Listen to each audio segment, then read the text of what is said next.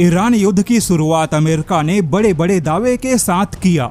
America ने सोचा था कि भारी नौसेना के ताकत के दम पर ईरान को सबक सिखाएंगे और ईरान की कमर तोड़ेगा, ईरान को कभी उठने नहीं देगा। लेकिन हकीकत यह है कि अमेरिका के यह सारे दावे और अमेरिका ने ईरान पर जो कोशिश की वह तो अमेरिका के इतिहास की सबसे बड़ी मूर्खता साबित हुई, क्योंकि ईरान युद्ध से पहले अमेरिका एक मजबूत छवि बनाकर बैठा था, लेकिन ईरान युद्ध में अमेरिका की ऐसी तैसी हो गई। हालांकि अमेरिका ने अपने इज्जत का और अपने ताकत का जो सत्यानाश किया वह तो चलो ठीक है, लेकिन अमेरिका की ऐसी कोशिश में भारत को लेने के देने पड़ गए, जबकि युद्ध से पहले या किसी भी समझौते से पहले भारत को ना तो लेना था ना ही कुछ देना था, लेकिन फिर भी लेने के देने पड़ गए। सबसे पहले तो जो अमेरिका ईरान को सबक सिखाने गया था, अब वही अमेरिका ईरान को 300 अरब डॉलर का फंड देगा।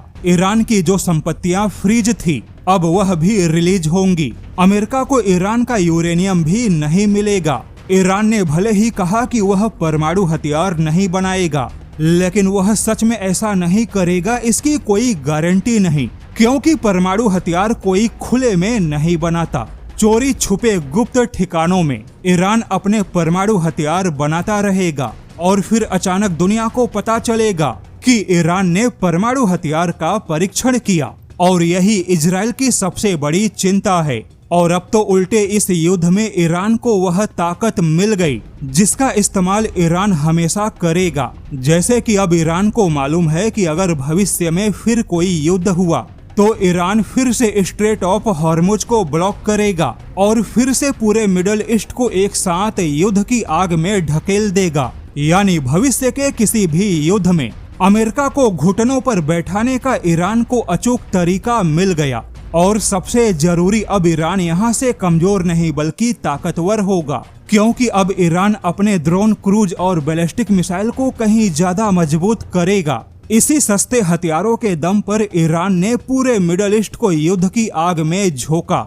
अब सवाल है कि ट्रंप भले ही अमेरिका के जीत के दावे करे, किंतु दुनिया में कोई भी देश ऐसा नहीं है जो यह माने कि सच में अमेरिका की जीत हुई और अमेरिका ने समझौते के नाम पर केवल ईरान से भागने का रास्ता बनाया। लेकिन अमेरिका के बनाए ऐसे रास्ते में भारत बुरा फंस गया। अमेरिका तो समझौते के नाम पर भागने की कोशिश में है, लेकिन भारत का तो इस युद्ध से कोई लेना देना नहीं था। अमेरिका तो अपनी मूर्खता का रायता फैलाकर चला गया, लेकिन भारत के लिए पूरा खाड़ी क्षेत्र हमेशा के लिए अब एक अत्यधिक संवेदनशील हाई रिस्क जोन बन गया। जैसे कि अभी तक भारत के रिश्ते ईरान, यूएई, कतर, सऊदी सबके साथ अच्छे थे, लेकिन अब ईरान भारत के उन सभी जहाजों को शक की नजर से देखेगा जो भी संयुक्त अरब अमीरात, कतर या सऊदी जा रहे होंगे।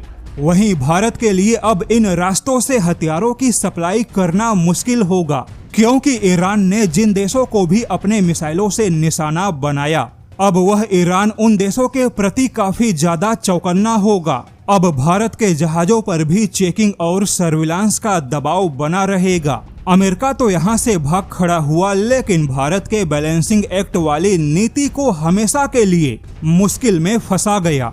यहाँ तक कि ईरान अमेरिका युद्ध ने भारत के India, middle east, Europe economic corridor को हमेशा के लिए बहुत बड़ा नुकसान पहुँचाया है। यानी अमेरिका भले ही समझौते पर बड़े बड़े दावे करे, किंतु युद्ध और समझौते के बाद अब कोई भी स्थिति पहले जैसी सामान्य नहीं होगी।